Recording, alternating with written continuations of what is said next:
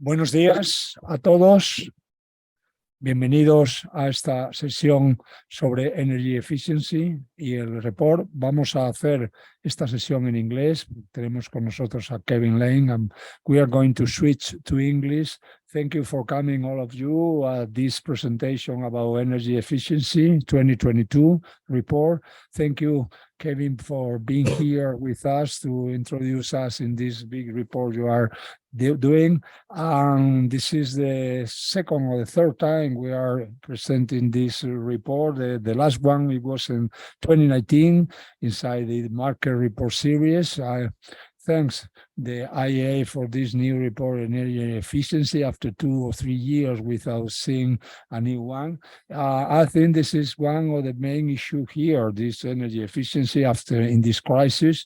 And I was commenting with him some interesting issues that you can read in the report and in the summary.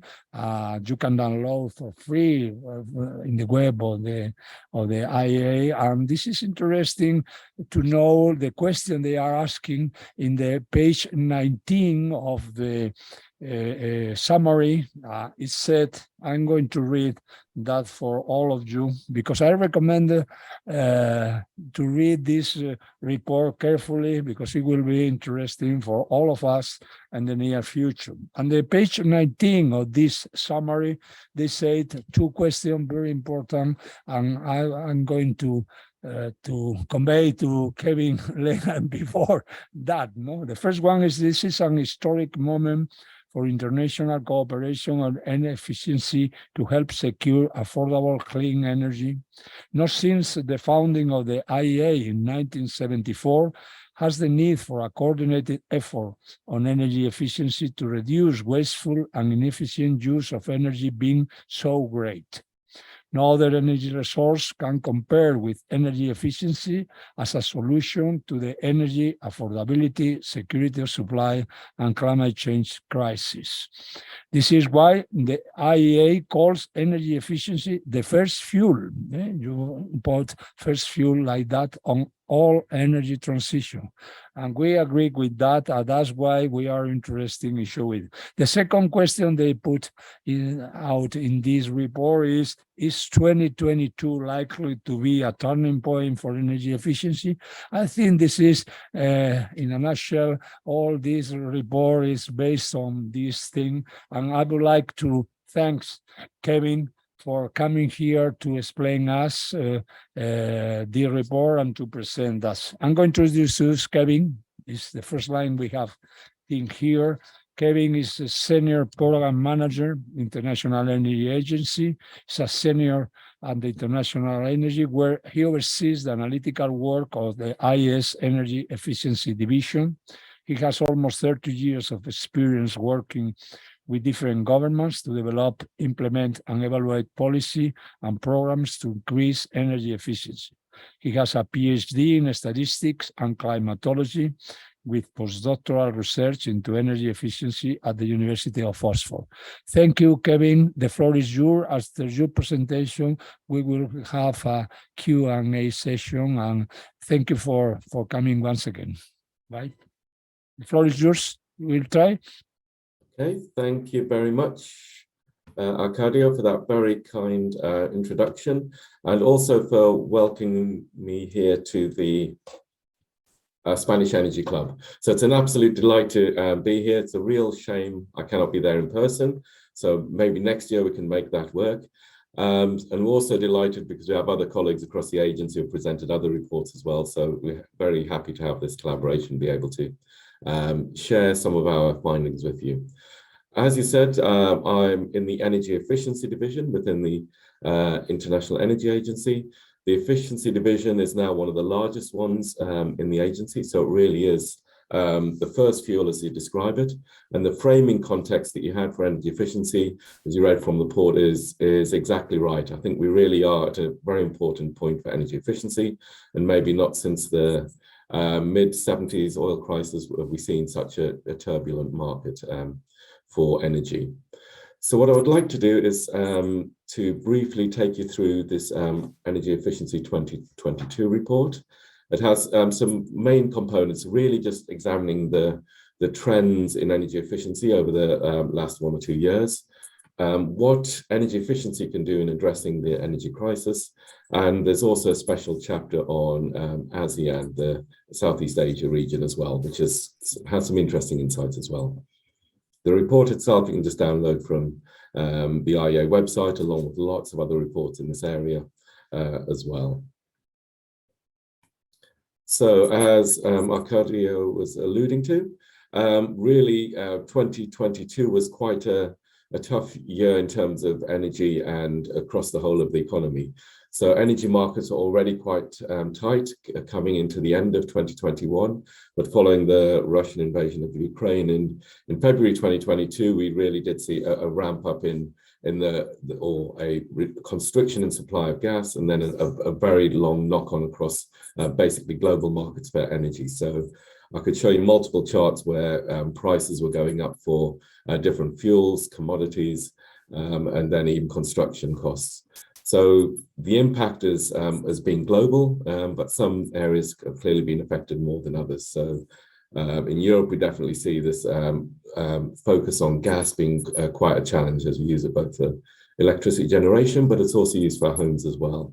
So really, there hasn't been a bigger time for energy efficiency for many, many years. So this really must be a turning point. We hope it's a point where governments will take stronger action on energy efficiency.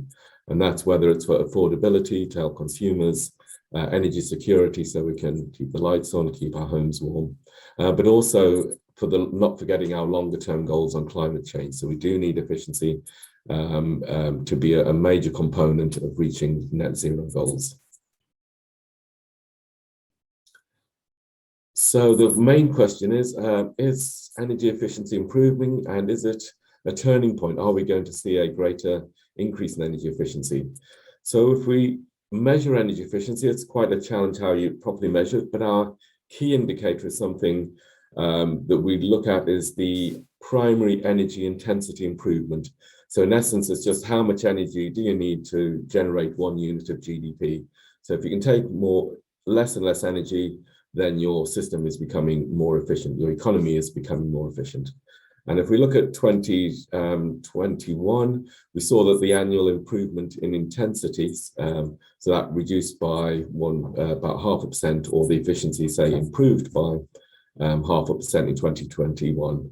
And 2020 was also quite a low year as well. So 2020 and 2021 were quite severely affected by the COVID crisis, as you can understand. So there was a drop in economic activity in some of the lower energy intensive sectors. But if we look at 2022, our best estimate at the moment is it's about a 2% improvement. So that's actually quite a good improvement in energy intensity, and that's much higher than quite a few years now. So this is perhaps an early sign of some good news. However, there might be some negatives within that as well. It may be that people are using energy to not in the same way, so their homes might be a little bit colder than they were before. They might be traveling less. There might be some other impacts that are going on to this. So we can't assume that all of this is an energy efficiency improvement. So what I'll do is take you through just what's happening underneath that, and to try and explain it. And to put that 2% into context, if we look at what we think to happen with current policies, our STEPS scenario at the IEA, the stated policy scenario, we expect that efficiency will probably, or intensity will improve by about 2% per annum through to about 2030. However, governments have already started to announce policies, or at least pledges through their nationally determined contributions to get us on the path towards net zero. And if all of those policies are implemented, we'd expect intensity to improve by about 3% per annum. So there is good news that governments are starting to make these pledges, these announced pledges, but it's not always yet backed up by policy. And saying that 3%, if we want to be on a pathway to net zero, it probably needs to be around 4% per annum out to 2030 if we're going to realistically be on a net zero pathway. So I think there's more to do in terms of the aims and how much we do need to do from a climate perspective, but as well as all these other policy goals as well, like affordability and security.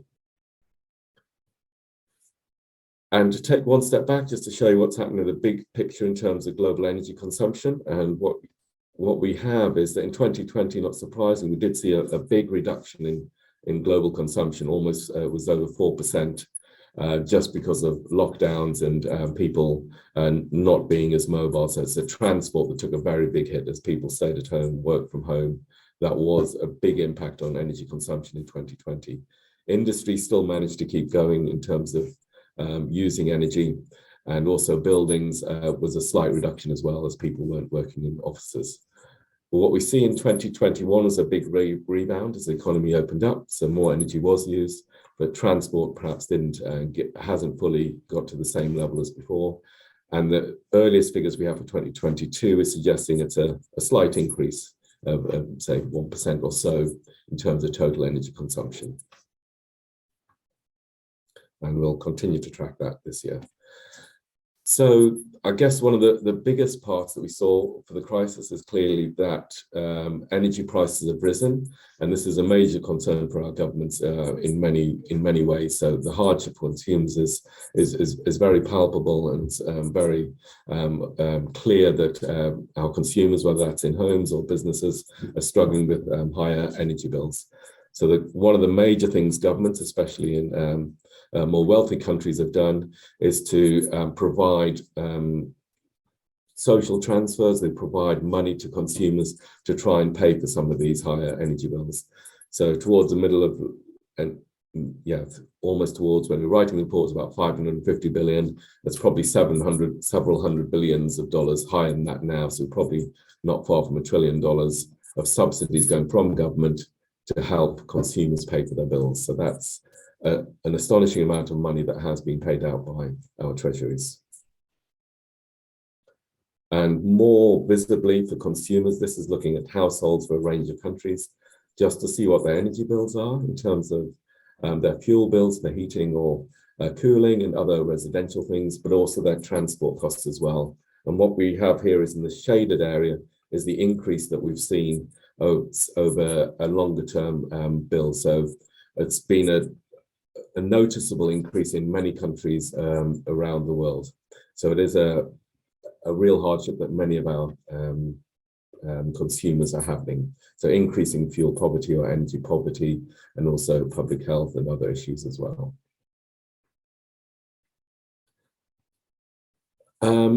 Most of it is a big chunk of it, or really problematic part is the use of gas. So this is what's been restricted or hard to change in some countries, especially within the EU. We're very reliant historically on Russian gas over the last few years. And we see those countries that are using gas for their heating have also had more of a problem in terms of their energy bills.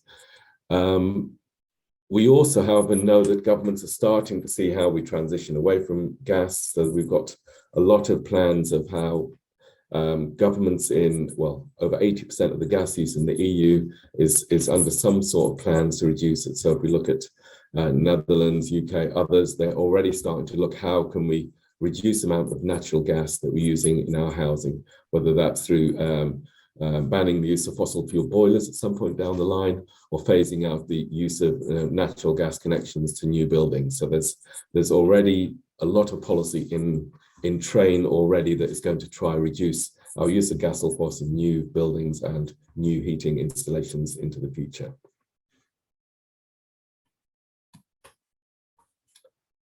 Of course, when we're looking at fuel bills, it should be very obvious that those people living in very efficient buildings, so those that are rated, say, a B or a C on this A to G energy scale that we have in Europe for our buildings, they are already protected from these higher bills because they're in more efficient homes. So if you're in a G-rated home in the UK, you'd be paying substantially more, maybe 3/4 more than you'd be than if you were in a B or a C-rated home. So everyone's bills have increased substantially. This is in the UK, over the period 2020 to 22 or so.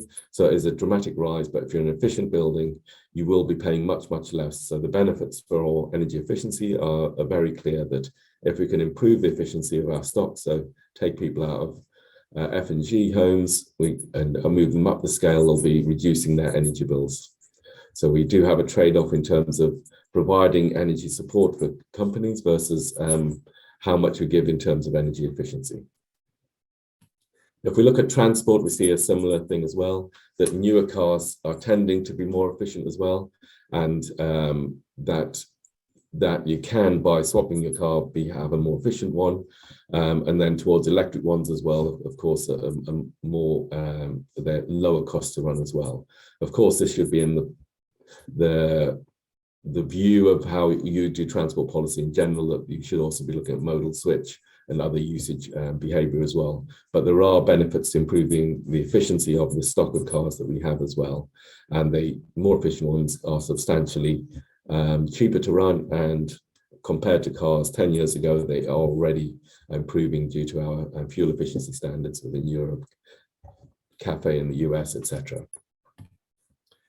Now, if we look at what's happened over the last 20 years, in developed economies, so these are mostly IEA or the OECD countries, and you look at what's happened to efficiency over this period in energy consumption, we've had a major improvement in efficiency over this period, and all of that efficiency has managed to stabilize growth across these countries, despite GDP growing by 40% over this period, and the structural change hasn't been so great. Efficiency basically is counteracting our GDP, so energy consumption for these countries has pretty much remained flat for 20 years.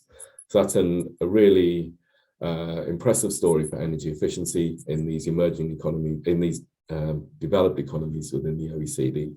Perhaps partly not surprising, because our lifestyle is starting to saturate. We have most of the things that we do need, and there's not a much greater increase in services that are needed that are essential.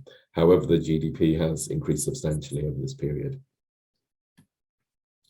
If we look at a global figure, of course, these developed countries only represent a part of the energy world, and emerging economies and developing economies, they're the ones that will still need to increase their activity as they get better access to services, whether that's transport, lighting, heating, cooling. They will want to have these services as they become wealthier and get better access to some of these services. So if we look globally, we see that energy efficiency has probably halved the growth in energy that would have happened. So efficiency has been a big contributor in terms of constraining energy demand, or alternatively supporting the development of energy services for emerging and developing countries. And I'll look at CO2 emissions as well. It hasn't been as sharply focused in the last year or so because of the energy crisis, but this clearly is a longer term issue that we must be looking at, and efficiency is going to play an important role in this.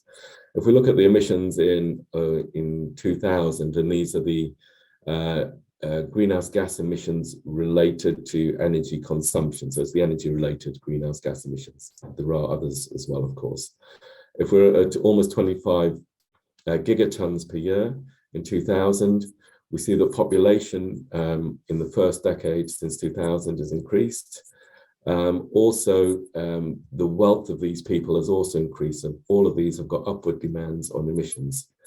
However, we did see that the intensity of energy, or efficiency, if we call it that, has improved, and with some changes in the carbon intensity means our emissions have gone to about 30 gigatons by 2010.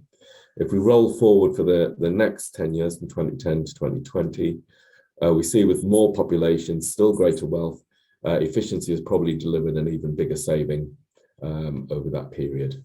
So we see that efficiency has, similar to energy consumption, has constrained our emissions growth globally over the last 20 years, and that needs to play a bigger role as we go forward to 2030 and on to 2050.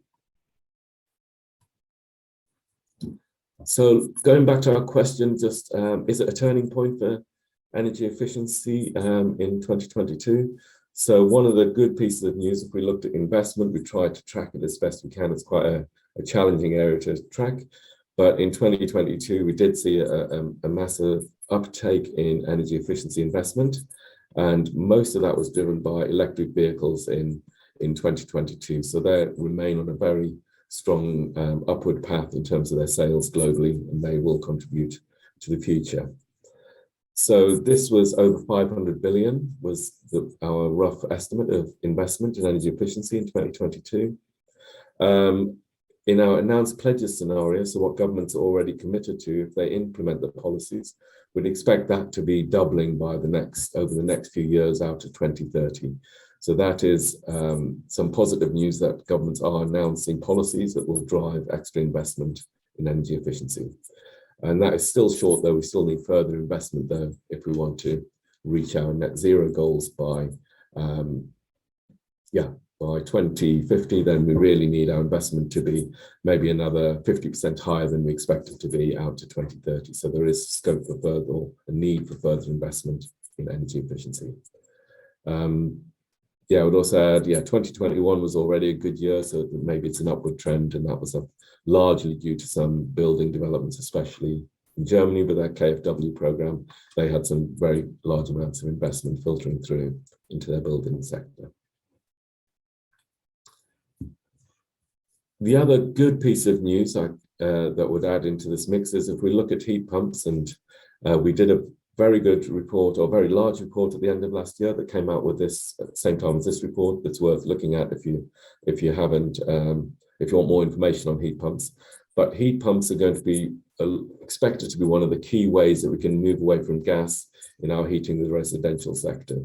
So at the moment, they're starting from a low base, but 2022 was an exceptionally good year for the increase in demand for heat pumps. So it's maybe a 30% increase, and the previous year was a similar increase in heat pumps as well. So there's been a lot of political attention in terms of how can we drive the implementation of these.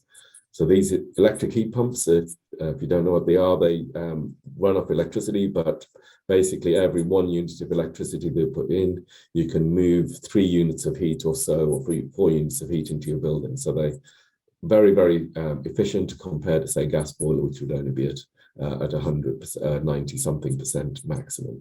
So they are very, very efficient, but of course they're reliant on electricity as well, rather than gas. And just as one potential factor, if we could increase the number of heat pumps that are sold in the EU by 2025 by, say, 4 million, we could reduce gas consumption by 7 BCMs. So that's an additional viewpoint on energy security. So the Repower EU and the EU, they envisage a target of substantially more, up to 10 million heat pumps by 2027. So this additional amount of heat pumps being sold is part of the strategy to try and get away from Russian gas, but also improve our efficiency in the longer term.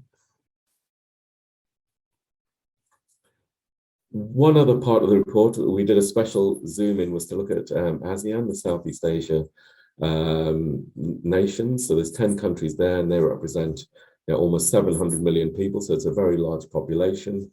It's an emerging economy, so they are still growing in terms of population, their wealth, manufacturing. Their energy consumption has been rising over the last 20 years. And most of it into the future is likely to come for fossil fuels in the near term. So there will be a large amount of coal plants, etc., will be expected, although there have been some good recent developments in terms of trying to move away from those. So it's an interesting area to look at, just to see how efficiency looks different in an emerging economy versus a wealthier European country, say. And this is just what's happening in terms of energy consumption across the final how many years. And what we see is that if you look over the last 10 years, if you look at energy consumption in the ASEAN region, of course, it's outstripping the global increase, so it's a growing in size. But what's interesting is for the ASEAN countries is this reduction in biomass. So this is good news for them as they transition away from biomass for basically cooking and heating, even lighting in some cases, heating, cooking, kerosene for lighting is a good move. So that's why you see a fall in energy consumption in buildings in the ASEAN countries. Biomass is just a very inefficient way of doing it, of doing heating and cooking, and has many other problems in terms of health and respiratory issues and the like. And yeah, this is showing that quite clearly. So the good news for the ASEAN countries is they are on a very good pathway towards access to clean cooking, and this is one of the sustainable development goals. Just how do you improve this? But in the last year or so, due to the COVID crisis of 2020, 2021, a large number of people, maybe 100 million more, may no longer be able to have access to some of these clean energy technologies, and also a significant number as well no longer able to afford electricity. So these ramping up of energy prices do have a real impact on people's lives. And the use of biomass, this is a World Bank figure. They give something like the impact of not having access to clean cooking is something that they could add a financial value is of the order of hundreds of billions of US dollars a year. So it is financially a very large number, also and for the people even more of an issue. We did look at efficiency in one of the sectors. So if you look at cooling, so in Southeast Asia, they're one of the regions of the world where they will need much more cooling. So they have very high temperatures and the need for cooling is very large. So there will be a substantial uptake in cooling equipment over the next 20, 30 years, maybe triple, quadrupling of the number of air conditioning units that will be bought and installed in these countries. What we have here is just some research we did to try and look at, well, what's the efficiency on the market versus the purchase price, because usually there's an assumption that to buy a more efficient unit, you will have to pay more for that piece of equipment. So this is a very, very important question, because we believe for many things that correlation isn't always as strong, or with the right policies and over time, extra efficiency doesn't need to cost more. And that's one of the questions that we're investigating. So you see, for example, in lights or batteries, the cost of these very efficient technologies are falling over time. So it's how do we, and as policymakers, help drive down the cost of some of these pieces of equipment. But this is just purely air conditioners on the screen of what the cost is. And if you go to a shop in Thailand, you can already buy a machine for the same purchase price that is substantially more efficient already. So there are a range of efficiencies on the market that don't necessarily mean that you have to pay more for those products. So there are other issues. Why is this the case that we can have high efficiency equipment on the market that isn't being taken up? I'll do a slight sidestep and just also, I won't dwell too long on this one, but another area that my team's also interested in is looking at what's the role of digitalization in our world. So if we look at buildings, you can have a look at a typical building, might be using commercial building. On the left is using so much energy through the day. If we make it more energy efficient, we might bring the whole curve down. If we have better, more efficient equipment in the building, that would bring it down. We're increasingly seeing that solar PV is an option, and that's going to, or any other renewable for that matter, will mean that we're starting to have adjustable peaks on our load curves. And what we're looking at is, in a future world, is just how can digitalization, or how can grid interactive buildings be part of the solution? So can we shift the demand around to mean that we can make use of solar PV on the building, or wind, other renewable energy that's variable in time? So this is an aspect that we'll spend more time on this year, and it's one of the key areas of evolving energy efficiency policy going into the future. And just to finish off on ASEAN as well, in ASEAN, a lot of the regulations on cars haven't really done many standards so far in terms of fuel efficiency standards like have happened in Europe and the US, China, Japan. So I think there's a very large potential for increased regulations within these countries. Also, there's other transport modes as well. So within the ASEAN countries, if you look at 2- and 3-wheelers, they're actually quite a key part of the transport system, so personal transport system. So the opportunity for them is how do you electrify these types of modes of transport. So in terms of ASEAN, we do lots of other work, and similar to other ones, I'm just left these slides in here. We have looked at buildings, look at cooling. We also do have some other online training events as well for ASEAN, but also more globally in terms of energy efficiency. So you're very welcome to join those and see how those work for you. So going back very briefly to, will 2022 be a turning point? So that is our key question that we started off with. I'll give you just a few things why I would say I'm a positive person, but I think why we have some reasons to be positive. So just a couple of them, I suppose, is one is that in 2022, governments have spent a huge amount of money in terms of trying to ramp up energy efficiency and clean energy technologies. So the big ones are that in the US, you've seen the Inflation Reduction Act, which is a huge amount of money going into that over the next few years. Within the EU, we have the Repower EU, which has got targets and funding associated with that. Japan, you have the Green Transformation GX, and we see lots of money being committed by governments to raise efficiency, and this is in response to the energy crisis last year and going into this year. We also see some governments are starting to have national energy efficiency plans, which should raise efficiency in the future. So Korea, for example, just did another good one last year. So these sorts of plans are set out the tone for government to try and raise ambition. Last year, we also saw consumers engaging a lot more in terms of their energy. So across Europe, especially, saw a lot of behavioral campaigns to try and reduce consumption or ways to save energy as well. So I think there's an increasing awareness amongst consumers in terms of how they use energy. So this is also a positive step.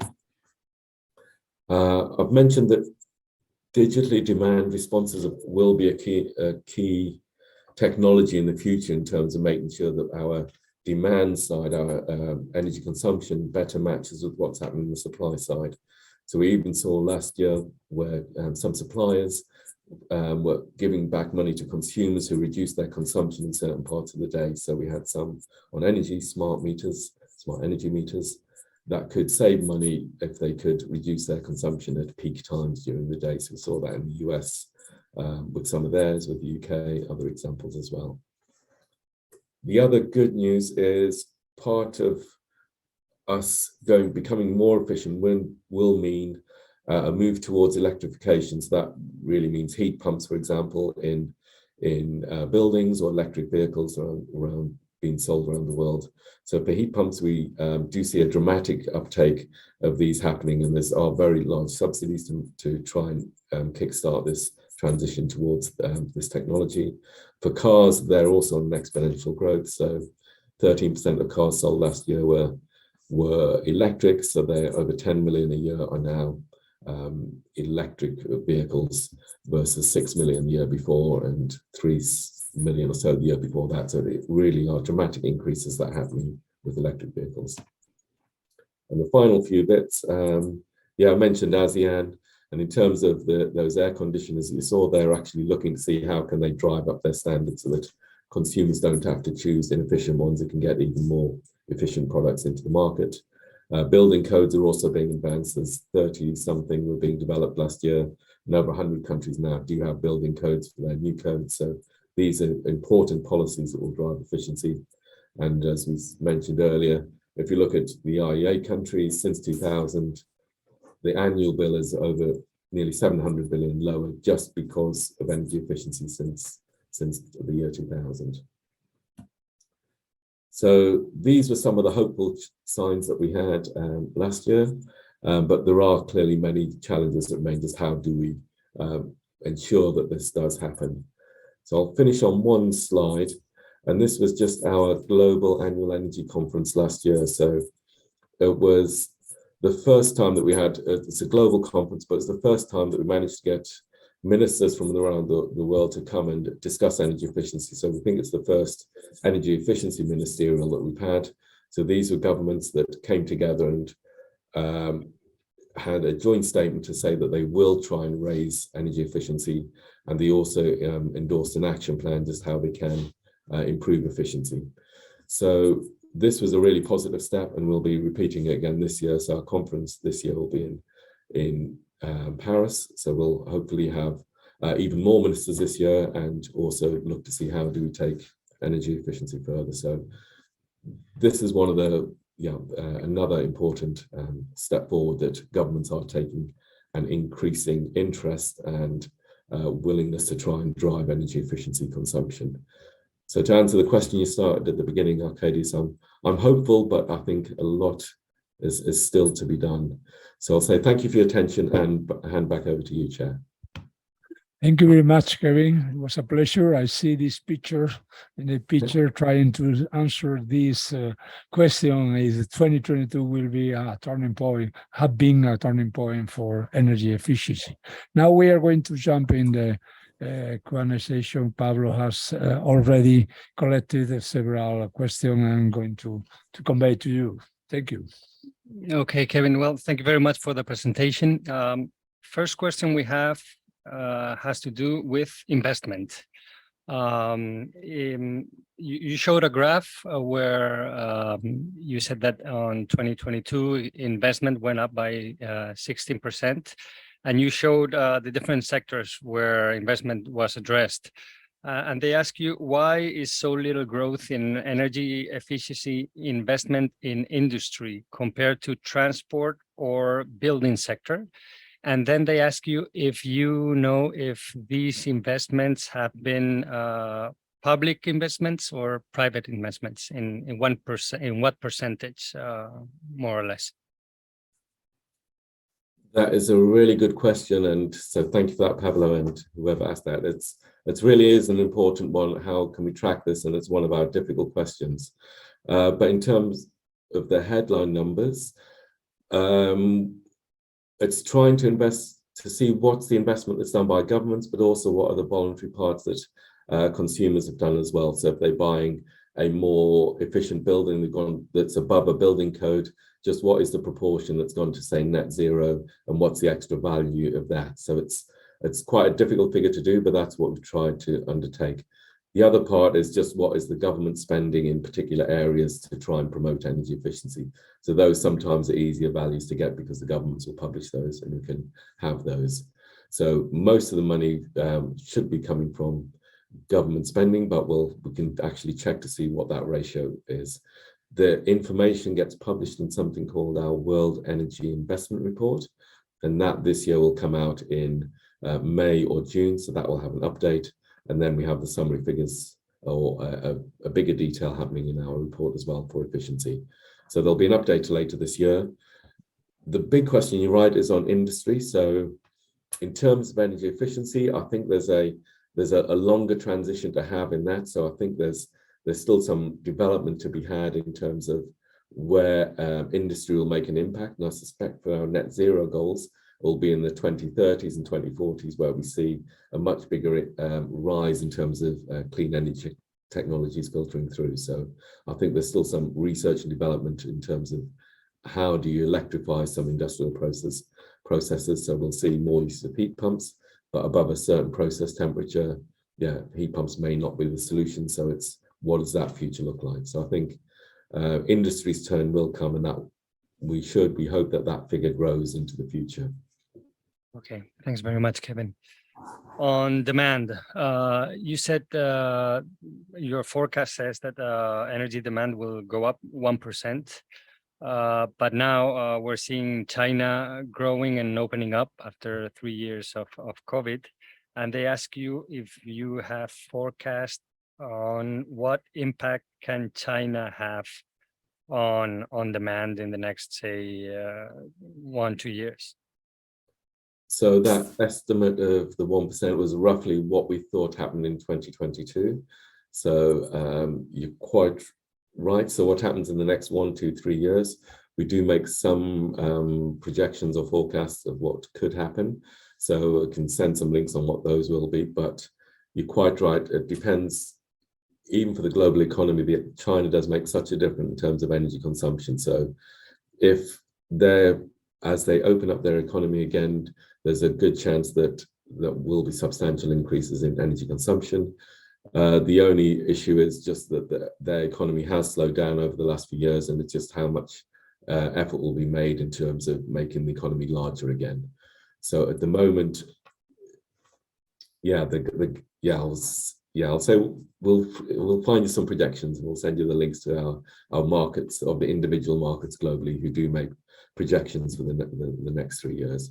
But it's a key component that if China does grow, that will have a significant impact on the markets. And certainly if it's steel production and some of the heavy industries, they do make noticeable blips on our energy consumption. Thank you, Kevin. Another question has to do with the $550 billion to provide support for customers that you talked about. They ask you if you have any idea on the range of interventions that the governments have managed, and which countries contributed most to this amount that you have in the report. Yeah, so we've been tracking this. So throughout 2020, there was an increasing number of governments, and maybe even every few weeks, governments were saying we're going to provide handouts, and that's changed over the year. So that figure of 560 billion was much larger by the end of the year. So we were tracking that. I think several other people were tracking that as well. And I think at the point of where we wrote the report, I think it was the UK government was giving out a lot of money. Germany was handing out a lot of money as well. But that's also in relation to the size of their economy as well. So those are the bigger countries which are probably doing more of those, and the wealthy countries as well. Yeah, and then I think countries like France, maybe their energy consumption or their bills didn't rise as much, so their electricity bills didn't rise as much as, say, they had done in the UK or in Germany as well. So I think it was also a reflection of whose country's bills went up the most. And most of these we saw were actually in the developed countries, so the wealthy countries that could afford to do this. And it was a reflection probably of how much the bills were going up. And whether it's a good policy or not, it's something that politically they felt they have to do to protect the consumers in the short term. Thank you, Kevin.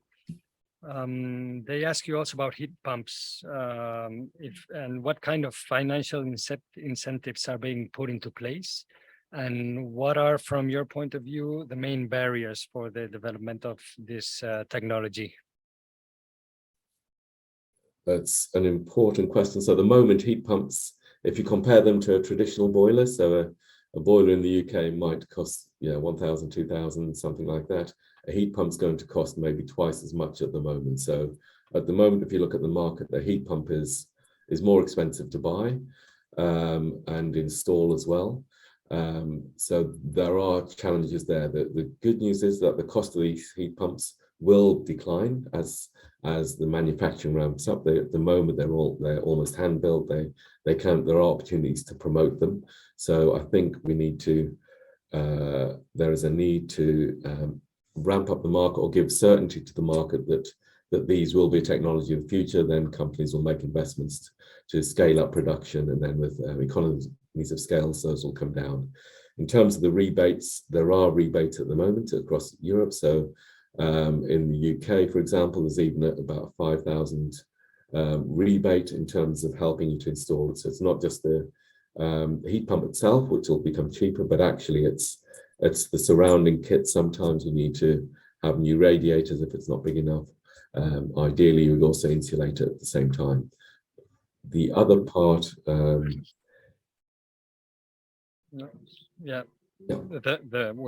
barriers, the incentives, and the other barriers, I guess, so the other barriers are, so it's just getting an install base as well. We have thousands upon thousands of trained plumbers, but we don't have that many who know how to install heat pumps. So I think that's going to be one of the barriers. How do we train and certify enough people to install these heat pumps to a sufficiently good quality standard.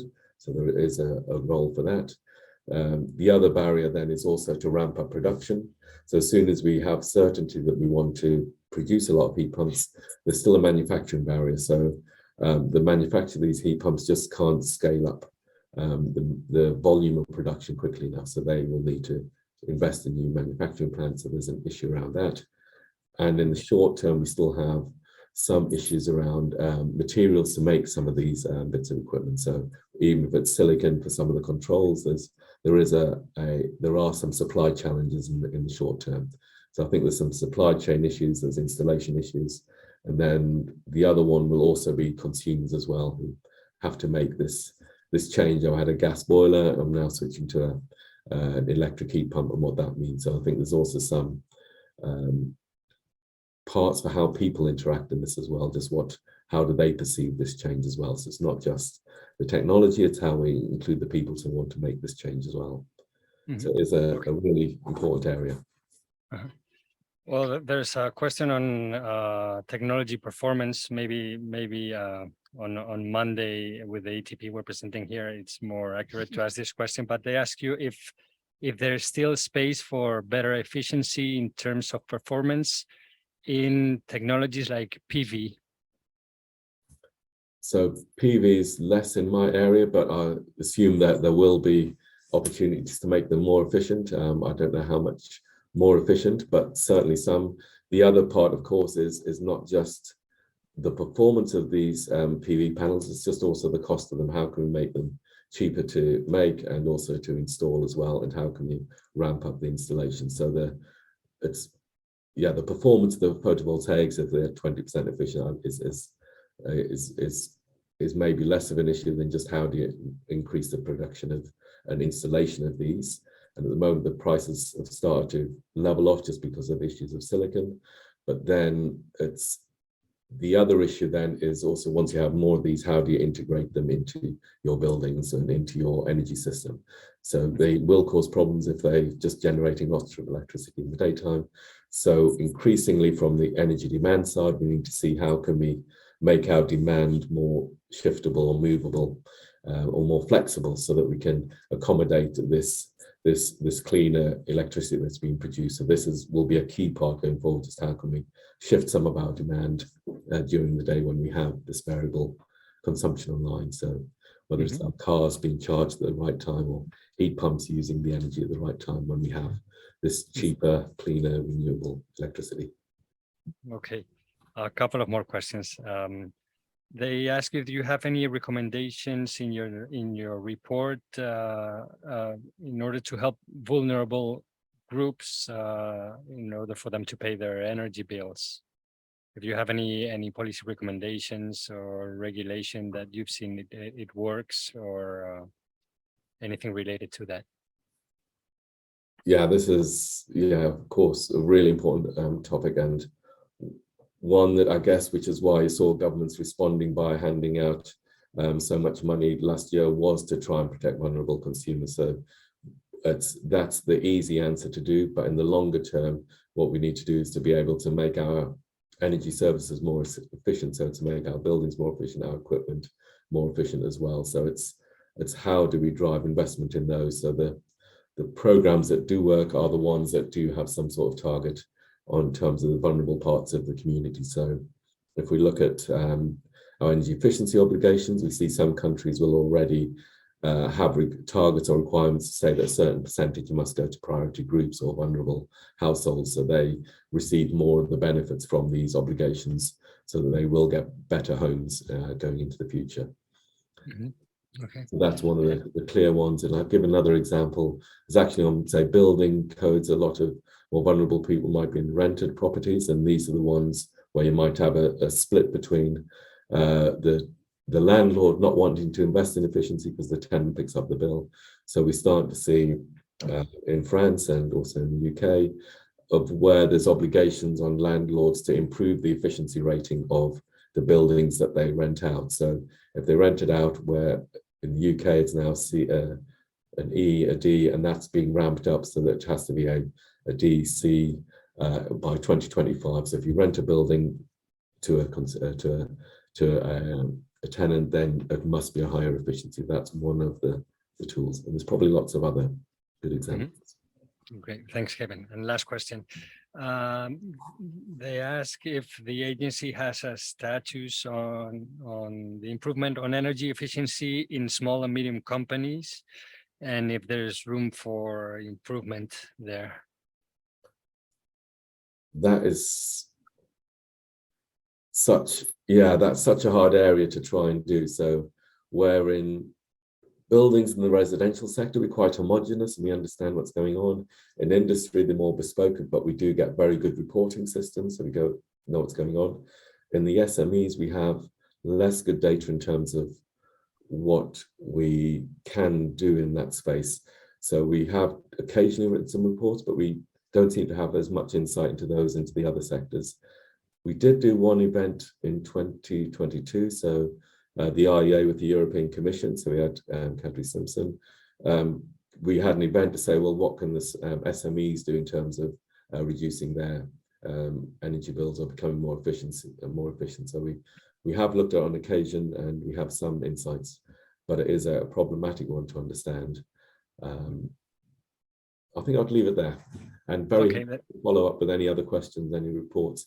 As you say, ETP 2023 will be a great report. I'm delighted that they're coming to see you next week, and we have many other resources. So yeah, get in touch with me separately or follow up as need be. Okay, well, thank you very much, Kevin. Arcadio. Okay, thank you very much, Kevin. It was an outstanding presentation. You went through all the questions we collected, and I think it was an explanation, it's a turning point. No, you say the hopeful sign, this picture with the 9 pictures about the wall. I think it's interesting. We encourage you to continue with this kind of explanation. Thank you very much for coming. I hope next year or the next report will be presented here by you. Okay, Kevin. Buenos días, and thank you very much to all of us. Okay. Thank you. Para todos vosotros, buenos días para todos. Podéis descargaros el informe en la agencia que se publicó el 6 de diciembre, ¿no? Me parece aproximadamente. Buenos días. Good morning, Kevin. Thank you. Thank you. Bye-bye. Bye.